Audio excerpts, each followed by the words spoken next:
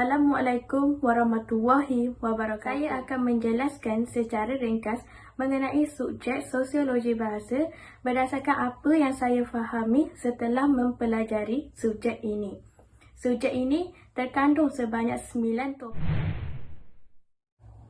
Sosiologi bahasa ialah kajian mengenai perhubungan antara bahasa dan masyarakat.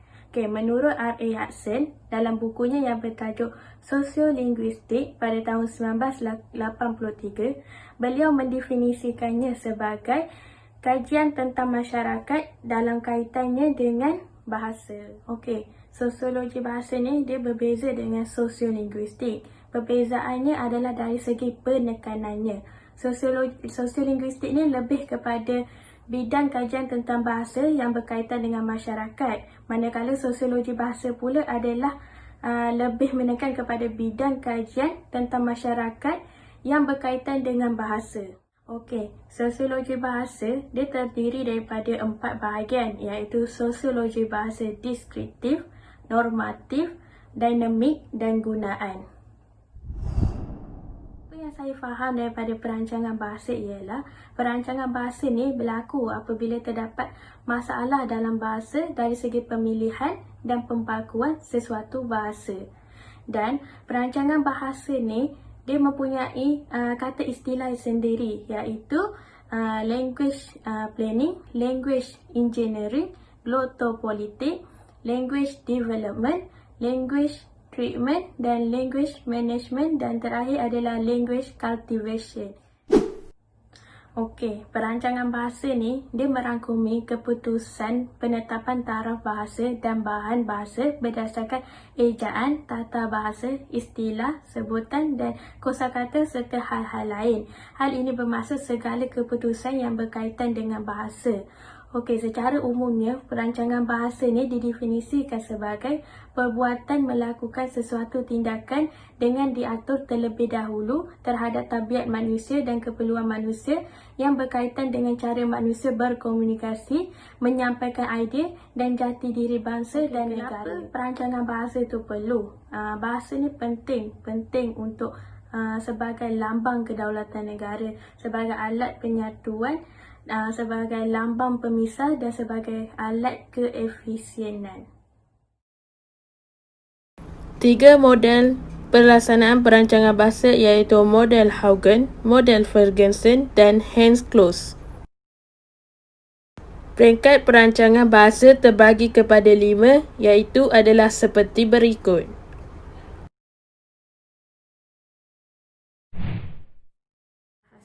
Dasar bahasa ialah undang-undang yang ditetapkan oleh pemerintah sesebuah negara yang menetapkan garis panduan berhubung dengan sikap dan penggunaan bahasa dalam konteks kebangsaan. Dasar bahasa di Malaysia ialah bahasa Melayu, merupakan bahasa kebangsaan negara. Sebagai bahasa kebangsaan negara, bahasa Melayu hendaklah digunakan sebagai bahasa urusan rasmi kerajaan dan negara. Saya akan menerangkan penentuan dasar bahasa oleh Fishman, iaitu berdasarkan tipologi bahasa. Apa yang saya fahami daripada tipologi bahasa ni, dia mempunyai 3 jenis, iaitu jenis A, jenis B dan jenis C. Jenis A ni dia tidak mempunyai tradisi agung dan mereka mengambil bahasa penjajah kerana tidak mempunyai semangat kebangsaan. Manakala jenis B ni pula dia mempunyai tradisi agung dan ada bahasa pribumi dan menjadikan bahasa itu sebagai bahasa kebangsaan. Seterusnya adalah jenis C, iaitu terdapat lebih daripada 1 tradisi agung. Setiap wilayah mempunyai bahasa kebangsaan dan hubungan dengan pusat guna bahasa adalah luas. Penetapan dasar bahasa di Malaysia dia menggunakan jenis B, iaitu di Malaysia mempunyai 1 tradisi agung dan bahasa Melayu dijadikan bahasa kebangsaan. Apa itu perancangan korpus bahasa? Perancangan korpus bahasa ni merujuk kepada perubahan dalam bahasa itu sendiri yang melibatkan hal-hal seperti pembinaan ortografi, iaitu pembakuan atau pemiawaian, termasuklah sistem ejaan dan tulisan dalam sesuatu bahasa. Pembinaan penggunaan kata baru yang difikirkan dan dipertimbangkan dengan teliti supaya bahasa itu dapat diperluaskan penggunaannya iaitu sumber-sumber baru kosakata dan pencapaian pembendaharaan kata, termasuklah pengubahan istilah, penyediaan kamus dan kesusasteraan. Okey, perancangan korpus bahasa ni dibahagikan kepada dua, iaitu yang pertama adalah kodifikasi, iaitu membakukan bahasa, manakala yang kedua adalah perluasan bahasa, iaitu menambahkan unsur-unsur bahasa. Paul Galvin telah membahagikan fungsi bahasa kebangsaan kepada 4, iaitu yang pertama adalah fungsi penyatuan, yang kedua fungsi pemisah, yang ketiga fungsi praktis dan yang keempat adalah fungsi rujukan. Topik ke-6, mekanisme perancangan bahasa. Mekanisme perancangan bahasa di Malaysia yang terdiri daripada Dewan Bahasa dan Pustaka, Jawatan Kuasa Tetap Bahasa Malaysia, MABIM dan Unit Bahasa Maktab Bahasa. Dewan Bahasa dan Pustaka. Nama asalnya adalah Balai Pustaka, iaitu sebuah jabatan kerajaan Malaysia yang ditubuhkan pada 22 Jun 1956. Dewan Bahasa dan Pustaka adalah untuk menggerak dan memartabatkan bahasa Melayu sebagai bahasa kebangsaan, bahasa rasmi dan bahasa ilmu.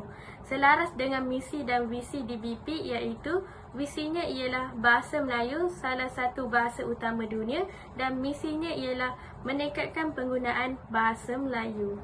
Okey, matlamat penubuhan DBP ini adalah untuk membina dan memperkaya bahasa kebangsaan, iaitu bahasa Melayu dalam semua bidang termasuk sains dan teknologi.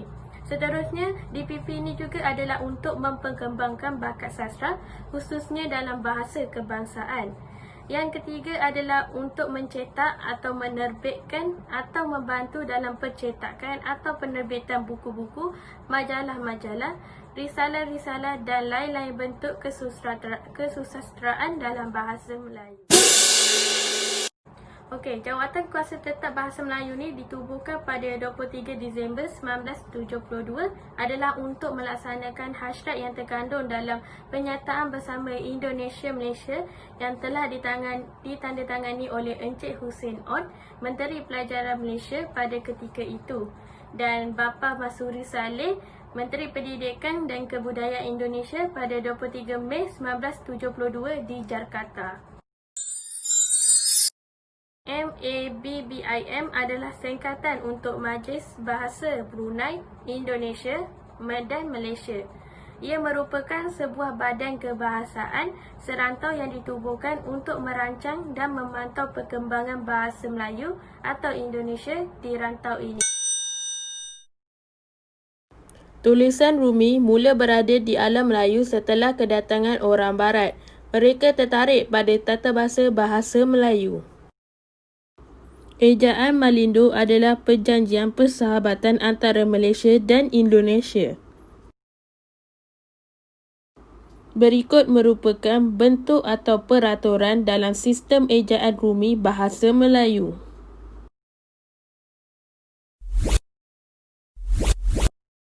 Peristilahan ialah proses pembentukan dan penghasilan istilah untuk memenuhi keperluan sesuatu bahasa. Jawatan Kuasa Istilah merupakan pelaksana bertanggungjawab untuk peristilahan.